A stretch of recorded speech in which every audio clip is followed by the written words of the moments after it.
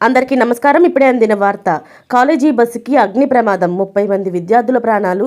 ఈ విషయాలన్నీ తెలుసుకునే ముందు వీడియోని పూర్తిగా చూడండి, అప్పుడే మీకు పూర్తిగా అర్థమవుతుంది. అదేవిధంగా చాలామంది సబ్స్క్రైబ్ చేసుకోకుండా వీడియోని చూస్తున్నారు, దయచేసి సబ్స్క్రైబ్ చేసుకోండి. సబ్స్క్రైబ్ చేసుకోవడం వల్ల నేను చేసే ప్రతి వీడియో అప్డేట్ మీకు ముందుగానే నోటిఫికేషన్ రూపంలో వస్తుంది.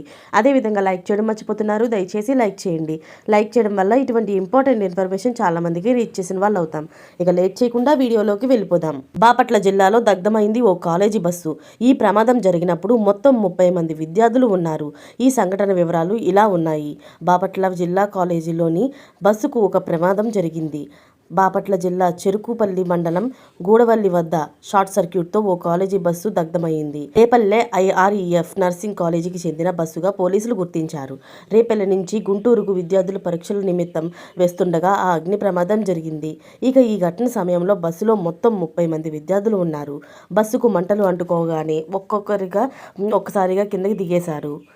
దీంతో పెను ప్రమాదం తప్పింది, లేకపోతే చాలా వరకు మరణించేవారు. ఈ సంఘటనపై కేసు నమోదు చేసుకుని దర్యాప్తు చేస్తున్నారు.